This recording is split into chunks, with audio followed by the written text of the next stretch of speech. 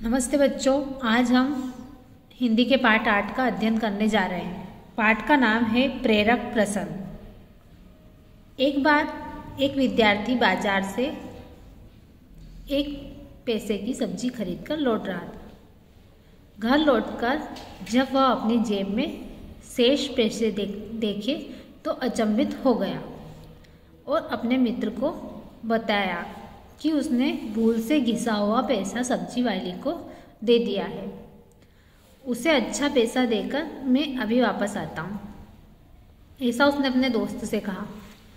इतना कहकर वह तेजी से सब्जी बेचने वाली के पास जा पहुँचा। तब तक अंधेरा हो गया था। वो लड़का जो था बहुत ही समझदार था। उसने क्या किया था कि गलती से उस घिसे हुए पैसे को सब्जी वाली को दे दिया था, पर वो उससे बहुत दुखी हो गया था कि उसने गलती से उस पैसे को सब्जी वाली को दे दिया है। उस भूल को सुधार करने के लिए वह वापस से उस सब्जी वाली के पास जाता है। उसके दोस्त से बोलता है कि मैं सब्जी वाली के पास जा रहा हूँ और मैं उसे अच्छा पैसा देकर उस सब्जी वाली का नुकसान नहीं करना चाहता हूँ, तो मैं उसे अच्छा पैसा देकर आता हूँ और अपना घिसा हुआ पैसा अपने पास वापस लेकर आता हूँ। वह तेजी से सब्जी वाली के पास गया। वह दौड़ा और सब्जी वाली के पास जा पहुंचा, पर तब तक अंधेरा हो गया था। बहुत रात हो गई थी क्योंकि वह दिन में गया था सब्जी वाली के पास और उससे बहुत ज़्यादा समय हो गया था। उसके बाद घर जाने के बाद वो वापस लौट कर आया, तब तक बहुत ही ज़्यादा अंधेरा हो गया था। जब वह सब्जी वाले के पास पहुंचा और उसने बताया कि मैंने तो पैसा दिया था, वह घिसा हुआ था। वो सब्जी वाली से बोलता है कि मैंने आपको जो पैसा दिया था अम्मा, वह घिसा हुआ था, वह आप मुझे वापस कर दो और अच्छा पैसा ले लो। तब वह सब्जी वाली बोली, बेटा अंधेरा हो गया है और मुझे कुछ दिखाई नहीं दे रहा। वो जो सब्जी वाली थी वो बहुत ही ज़्यादा बूढ़ी थी और उसे रात में दिखाई नहीं देता था। तो वह उससे बोलने लगी कि बेटा अब तो अंधेरा हो गया है और मुझे कुछ दिखाई नहीं देगा। गुल्लक में इतने सारे पैसे हैं, मैं तुम्हारा पैसे कहाँ ढूंढूंगी। कोई बात नहीं, तुम जाओ, 1 पैसे की ही तो बात है। वो से बोलती है कि कोई बात नहीं, मैं इतने सारे पैसों में मैं तुम्हारे पैसे को ढूंढ नहीं पाऊंगी क्योंकि रात हो गई है, इसलिए तुम जाओ, कोई बात नहीं, 1 पैसे की ही बात है, मुझे उससे इतना फर्क नहीं पड़ेगा। परंतु वह छात्र बोला, नहीं अम्मा, वह पैसा हम तुम्हारे पास नहीं रहने देंगे। अगर तुम नहीं ढूंढ सकती तो लाओ, मैं ही ढूंढ लेता हूँ। वो अम्मा से जिद करने लगा कि अम्मा मैं तुम्हारे पास उस घिसे हुए पैसे को नहीं रहने दूंगा, मैं उसे ढूंढ लूँगा, आप मुझे दे दीजिए, मैं उस गुल्लक में से उस घिसे हुए पैसे को ढूंढ लेता हूँ। इतना कहकर उसके सब्जी वाले की वह गुल्लक नीचे उलट दी। उसने उस सब्जी वाले से उस गुल्लक को लिया और नीचे एक कपड़े पर उलट दिया और मंद प्रकाश में उसने पैसों को के ढेर में अपना घिसा हुआ पैसा ढूंढ लिया। उसने सारे पैसों को, जितनी भी चिल्लर उसके पास थी, सभी को हिलाया। उन पैसों में से उसने अपना जो घिसा हुआ पैसा था उसको निकाल लिया। फिर सब्जी वाली को अच्छा पैसा देकर वह घर लौट गया। उसने सब्जी वाली को अच्छा पैसा दे दिया क्योंकि वो चाहता था कि उसका नुकसान ना हो। उसने उसको अच्छा पैसा निकाल कर दिया और अपना घिसा हुआ पैसा वापस ले लिया। जानते हो बच्चों, वह बच्चा कौन था? वह थे हमारे देश के महान व्यक्ति दीनदयाल उपाध्याय। मतलब जो इतने अच्छे थे वो बालक के रूप में, तो सोचो कि वो बड़े होकर इतने महान क्यों बने, क्योंकि उनकी जो आदतें थी वो बचपन से ही इतनी अच्छी थी। जिनके नाम पर पवित्र तीर्थ स्थल चित्रकूट धाम में प्रसिद्ध शोध संस्थान स्थापित है। ये कहाँ पर? चित्रकूट में, चित्रकूट धाम पर, जो कि प्रसिद्ध तीर्थ स्थल है, वहाँ पर स्थापित है। अपने धन और राष्ट्र धन में अंतर सीखे। देश के प्रसिद्ध इंजीनियर श्री मोक्ष गुंडन विश्वरैया उन दिनों मैसूर राज्य के दीवान थे। ये जो थे मैसूर राज्य के उस समय के प्रसिद्ध इंजीनियर जो थे वो दीवान थे। वे एक गांव के दौरे पर गए थे। वह एक दिन गांव के दौरे पर निकले। वह पूरे गांव का उन्होंने दौरा किया, घूमे, दिन भर किसानों की समस्याएं सुनते रहे। वह हर घर गए और हर किसान की समस्या को उन्होंने सुना और उनका समाधान करते रहे। वह सबके घर गए और उनकी समस्याओं को सुनते गए, उनका समाधान भी उन लोगों को बताते गए थे वो। शाम को गांव के पटेल के घर भोजन किया। अब वो शाम को रुके और उन्होंने गांव के एक पटेल थे उनके घर पर भोजन किया। फिर वह अपने थैले में से 2 मोमबत्ती निकाली और उन्हें जलाया और उन्हें प्रकाश में फाइलें निपटाने लगे। अब उन्होंने क्या किया कि रात को गांव में अंधेरा हो जाता है, तो उन्होंने अपने थैले में से 2 मोमबत्तियाँ निकाली और उन्हें जलाया। उनके प्रकाश से वह अपनी फाइलों का जितना भी काम था वो पूरा करने लगे। घंटे 1.5 घंटे बाद उन्होंने फाइलें बस्ते में बंद की।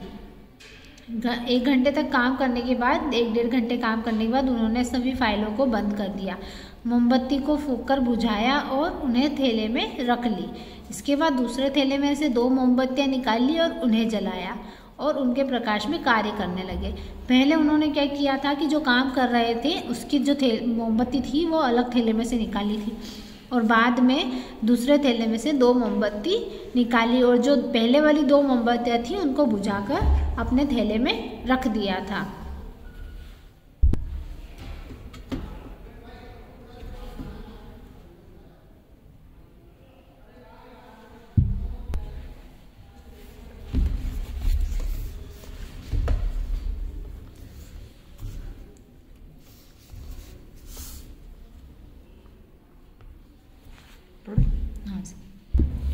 उपन्यास पढ़ने लगे थे। दीवान साहब जो थे वो उपन्यास पढ़ रहे थे।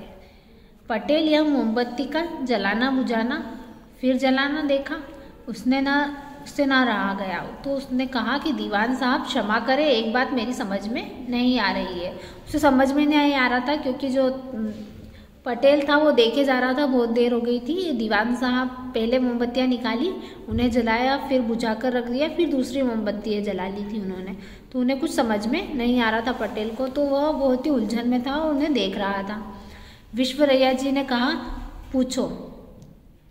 तब पटेल बोला, पहले आप 2 मोमबत्तियों के प्रकाश में फाइलें पढ़ रहे थे, इसके बाद उन्हें बुझा कर रख दिया। आपने ऐसा क्यों किया कि पहले जो मोमबत्तियाँ थी उन्हें जलाया, फाइलें पढ़ते रहे और उसके बाद उन्हें बुझा दिया। फिर दूसरी 2 मोमबत्तियाँ निकाली और उनके प्रकाश में उपन्यास पढ़ने लगे। आपने बाद में फिर दूसरी मोमबत्तियाँ निकाली, उन्हें जलाया और फिर आपने उपन्यास को पढ़ना शुरू किया। पहले वाली मोमबत्ती क्यों बुझा दी? उन्हीं के प्रकाश में आपने उपन्यास क्यों नहीं पढ़ा? दीवान साहब से कहता है कि आपने पहले वाली मोमबत्तियाँ क्यों बुझाई? आप उसी प्रकाश में भी उपन्यास को पढ़ सकते थे, आपने उसी उपन्यास को क्यों नहीं पढ़ा? यह मेरे समझ में नहीं आ रहा है, ऐसा पटेल ने दीवान साहब से कहा। तब मुस्कुराते हुए विश्वरैया जी बोले, अरे भाई, पहले वाली 2 मोमबत्तियाँ सरकारी थी। वह उन्हें बताने लगा कि जो पहले वाली 2 मोमबत्तियाँ थी वो सरकारी थी, उनके प्रकाश में मैंने सारी सरकारी फाइलें निपटाई है। उपन्यास पढ़ना मेरा निजी काम था। उन्होंने बताया कि जो मोमबत्तियाँ थी वो सरकारी थी और जो काम था वो भी सरकारी था। मुझे सरकारी फाइलें निपटानी थी, इसलिए मैंने सरकारी मोमबत्तियों का उपयोग किया। पर उपन्यास जो था मेरा निजी काम है, मैं रोज़ाना ही उपन्यास पढ़ता हूँ, मेरी रोज़ाना की उपन्यास पढ़ने की आदत है। इसके लिए यह मेरा घर का कार्य है, तो इसके लिए मैं घर की ही निजी मोमबत्ती लाया था।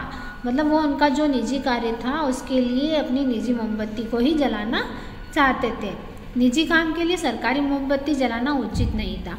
ऐसा कहा उन्हें विश्वरैया जी ने कि यदि मैं अपने निजी काम के लिए सरकारी मोमबत्ती जलाऊंगा तो यह मेरे लिए उचित नहीं है, यह गलत है। जिस कार्य के लिए मुझे वो मोमबत्ती दी गई है मैं उसी के लिए उसे उपयोग करना चाहता हूँ। तो इस पाठ से हमको यह शिक्षा मिलती है कि हमें ईमानदारी से सारे कार्य को करना चाहिए और अपने धन और राष्ट्र में अंतर कभी भी नहीं करना चाहिए। अपना धन अपना होता है और राष्ट्र भी एक अपने धन की तरह है, तो उसकी भी हमें देखभाल करनी चाहिए। हम पाठ 8 प्रेरक प्रसंग की वर्कशीट देख रहे हैं। इसको आपको अपनी कॉपी में लिखना है और याद करना है। शब्दार्थ: प्रसिद्ध, विख्यात। समाधान, निवारण, मतलब किसी समस्या का समाधान करना, मतलब निवारण करना, मतलब कोई भी तकलीफ आई हो तो उसका निवारण करना। समस्या, कठिनाई। निजी, अपना। उचित, ठीक। अचंभित, आश्चर्यचकित होना। प्रश्न नंबर दूसरा है, रिक्त स्थानों की पूर्ति कीजिए। बालक ने पैसों के ढेर में से अपना रिक्त स्थान पैसा निकाल लिया। कौन सा पैसा निकाला था? बालक ने अपना घिसा हुआ पैसा निकाला। विश्वरैया मोमबत्ती के रिक्त स्थान में फाइलें निपटाने लगे। विश्वरैया जो थे उन्होंने क्या किया था? अंधेरे में ही फाइलें निपटा रहे थे। किससे? मोमबत्ती के अंधेरे में। उन्होंने मोमबत्ती को फूंक कर क्या किया था? बुझाया था। निजी काम के लिए सरकारी मोमबत्ती जलाना उचित नहीं होता है। अब निम्नलिखित प्रश्नों के उत्तर दीजिए। प्रश्न नंबर पहला है, सब्जी वाली को घिसा हुआ पैसा किसने दिया था?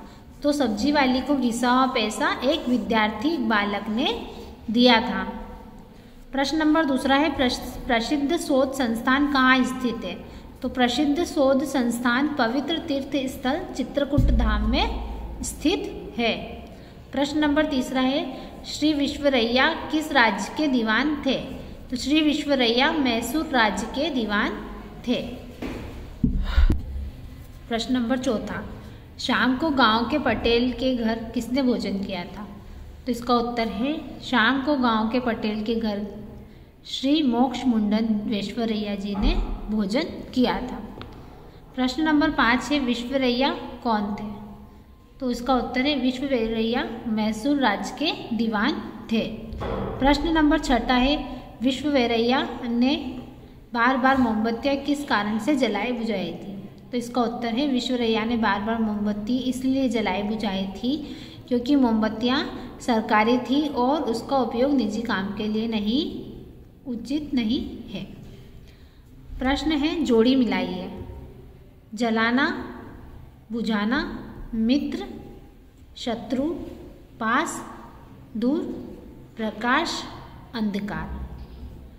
अब प्रश्न दिया है, एक शब्द में उत्तर दीजिए। नीचे जो प्रश्न दिए गए हैं उनका आपको एक शब्द में उत्तर देना है। पहला है, बैलगाड़ी चलाने वाला। बैलगाड़ी चलाने वाले को हम क्या कहते हैं? गाड़ीवाल। जिसमें बल ना हो, जिसमें बल ना हो उसे हम क्या कहेंगे? निर्बल। तीसरा है, घोड़े की सवारी करने वाला जो होता है घुड़सवार होता है। जो कभी ना मरे अमर, जो कभी ना मरने वाला व्यक्ति होता है वह अमर होता है। धन्यवाद।